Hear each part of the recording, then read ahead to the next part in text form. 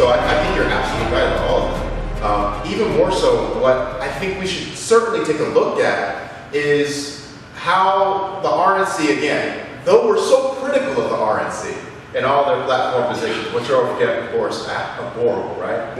Horrible positions. But when it pertains to responding to their voters, they do so. They do so adamantly and truthfully and honestly, even if it's against the wishes of their donors. Did you know that the Koch brothers threatened repeatedly the RNC that if they were to endorse Donald Trump, even though Donald Trump was elected by the masses, the Koch brothers said, hey, look, if you elect this person who is against our ideals and our principles, we are going to pull our funding from you. That's $900 million. And they $900 million. And they still stood by him. They ended up going, I think his name is Sheldon Alderson, and they went to him and begged for money. Yeah. But you're right, like that's something that must be mentioned in the midst of the circus that was the RNC, with the clown leading the circus, that Trump is not the candidate they wanted, but he's the people's candidate. And they, to the point where, you know, Jon Stewart did a great video on the Late Show with Colbert, and he was talking about how basically Trump is everything that the Republicans have attacked Obama for in the last 8 years. Authoritarian, divisive, everything. Doesn't have experience, doesn't know what he's doing. That's Donald Trump. The Republican Party has now embraced the very things they attacked the Democrats for the last 8 years, and they did it because that was the people. That's what the people wanted. But also, let's make no bones about it, a violent revolution was coming if they had went against the wishes of the people. They wanted to, but they just knew people were going to tear things apart. Those Trump supporters don't trust it. And they said, okay, well, we will get on this sinking ship, but we'll try to course correct along the way. That's why Paul Ryan has met with Trump. That's why they've been trying to make him sound more presidential. And if you listen to his speech, for example, he did sound presidential. That was one of the most interesting things. I couldn't watch the whole thing. I was getting nauseous. But of what I did watch, it was interesting how much he sounded like a politician because he was lying. Yeah. He was lying, he was twisting things when he talked about crime, when he talked about the amount of police officers that had been killed, when he talked about economics and trade deals. He did a great job of sounding like a politician because you didn't get the full truth in anything that he really said. And definitely, I think him picking Mike Pence as the VP, I mean, that's their selection for VP, because Mike Pence, of course, embodies everything that they want in a cookie-cutter Republican candidate. How in the world how do you pick someone?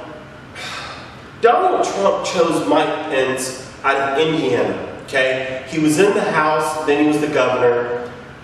Mike Pence voted for the war in Iraq. Hillary voted for the war in Iraq. Donald Trump is attacking Hillary for voting for the war in Iraq. But he's giving Pence a slide. He's letting him slide. And even 60 Minutes said, how do you do that? Yeah. And he said, oh, everybody makes mistakes. But Hillary can't. like Trump honestly took away one of his rhetorical strings in his campaign. I don't like Donald Trump. I don't like him at all. I don't like his campaign. I think it was an asinine. But I am independent, so I try to look at things reasonably. That was a bad move because that was a string. He kept saying Hillary voted for the war in Iraq. Bernie hit Hillary for that. Now you take away that string because all she's going to say is, well, so did Mike Pence. Yeah. And not only that, Mike Pence is a guy who, not in the not too distant past, argued that cigarettes don't give you cancer. They don't make you sick. Yeah. I mean, they're no friend.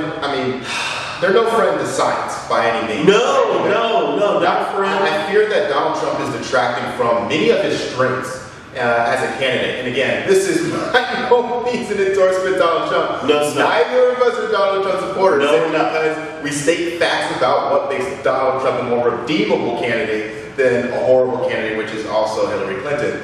But one of his strengths is the fact that he was vehemently against the Iraq war, and Hillary Clinton wasn't. She voted for it.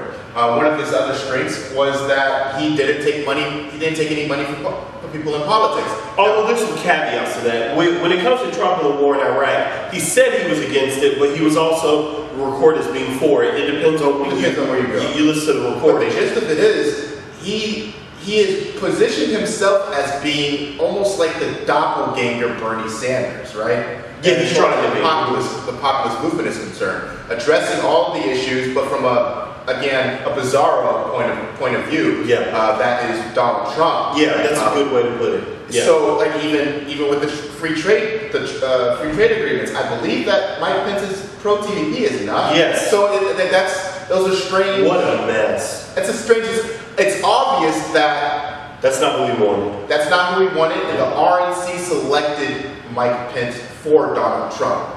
Yes. I think a way to kind of say when I open. Yeah.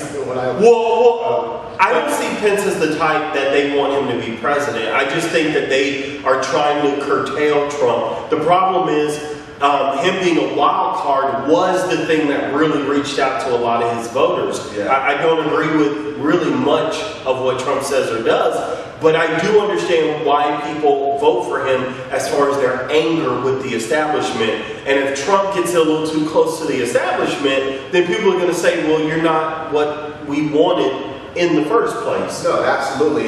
And most importantly, Donald Trump is not what the donors want.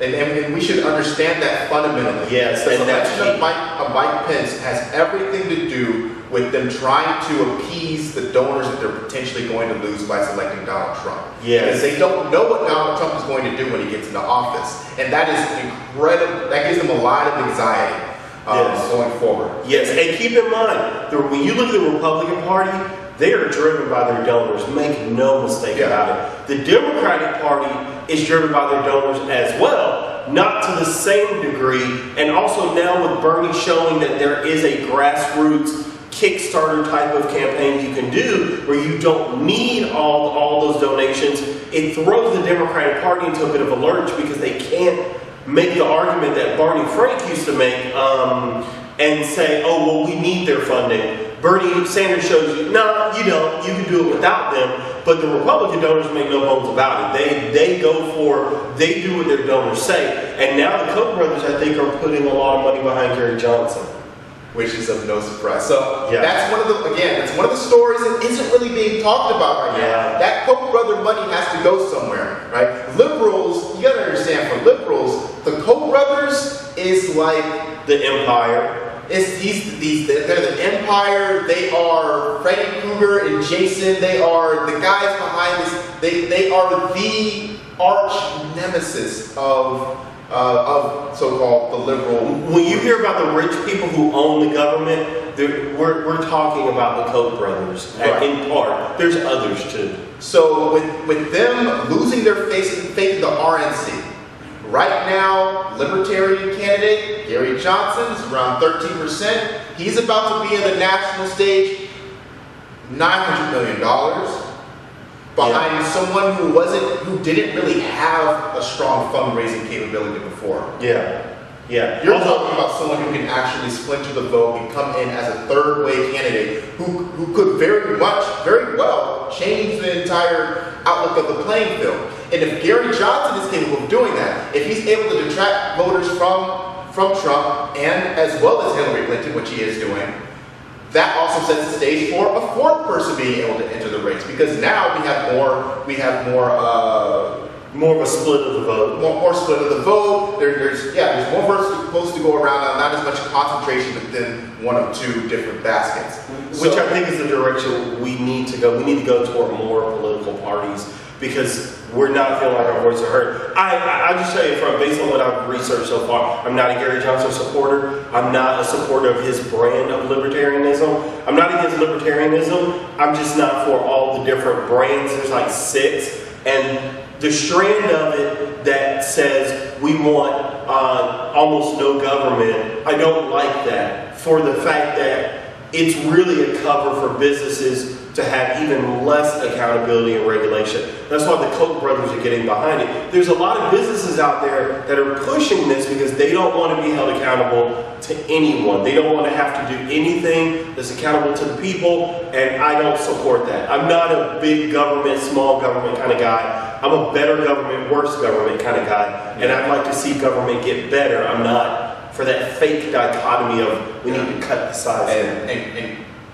And contrary to that, I'm actually more so prone towards some of those libertarian philosophies. Mm-hmm. I identify as an anarcho-syndicalist. Yeah. And so I believe that there are institutions which can be fundamentally corrupted by big money interests. Yeah. And in order to be able to cut out the corruption, you have to make a more direct democratic approach and set up multiple federations that are working in consortium, right? And that's the only way that you can have true transparency. So with that being said, we know that this government is corrupt. So no matter how big or small this government is, with the lack of accountability, that's what it's all about. With lack of accountability, corruption permeates everything. And so you don't actually have representation. The government isn't actually yours. And so in that, I identify with them, with some libertarians, some strands of libertarianism, as you would say, into reducing the influence and power of government when we know that government isn't representing us. And part of the reason, just to piggyback on that, because Noam Chomsky is an anarcho-syndicalist, and I'm a fan of his work and his speeches. One of the things that he brings up that has to be kept in mind when you're thinking about different kinds of libertarianism